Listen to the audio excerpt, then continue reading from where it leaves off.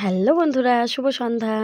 তো কেমন আছো তোমরা সবাই? আশা করছি অনেক ভালো আছো। তো আমরা অনেক ভালো আছি। তো সন্ধ্যাবেলা বসে পড়েছি একটা সুন্দর কেক বানানোর জন্য। তো আর দেখিয়ে দিলাম যে আমি সোয়েটার পরেছি, কারণ এতটাই ঠান্ডা লাগছিল। আর পাশের ঘরে বাবা ক্যাসিও বাজাচ্ছিল, তো ওই জন্য আওয়াজ হচ্ছিল। তো কি বানাবো? তো দেখতেই পাচ্ছ, ওরিও বিস্কিট, তো হয়তো বুঝেও গেছো। তো আমি বানাতে চলেছি কেক। ছেলে বায়না ধরেছিল কেক খাবে, তো বললাম চল আমি তোকে বানিয়ে দেবো নিজের হাতে। তো ইউটিউবতে আমি দেখেছি যে কেক বানায় এরকম বিস্কিট দিয়ে, তো ভাবলাম চলো আমিও ট্রাই করে নিই। তো এই যে বিস্কিট নিয়ে এসেছিলো 4 প্যাকেট, তো 4 প্যাকেট বিস্কিট আমি ছাড়িয়ে নিচ্ছি, ভেতরের ক্রিমটা ছাড়িয়ে নিচ্ছি, নিয়ে তারপর হচ্ছে বিস্কিটটাকে আমি মিক্সিতে গুঁড়ো করে নেব। তো হয়তো তোমরা অনেকেই এই রেসিপিটা জানো বা দেখেছো, আমিও দেখেছি।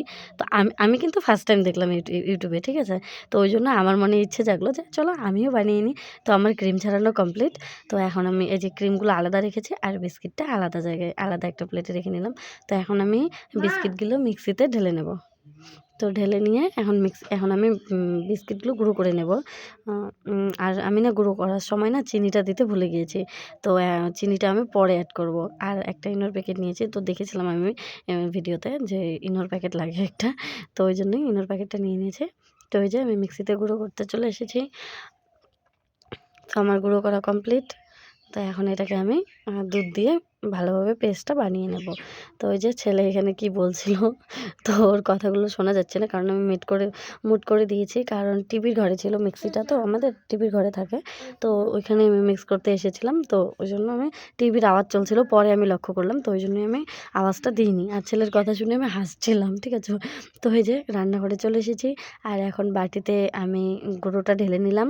আর তারপর 3 চামচ, হ্যাঁ 3 চামচ চিনি দিয়ে দিয়েছি।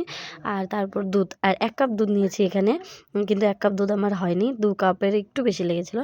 আর ওই যে ছোট্ট টিফিন বাটিটা দেখিয়েছিলাম, তো ওটাতেই আমি দিয়েছি কেকটা বানানোর জন্য। কিন্তু কী হয়েছে বলো তো, আমি ভেবেছিলাম যে মানে পেস্টটা তো অল্প একটু হয়ে যাবে হয়তো, কিন্তু পরে না হয়নি।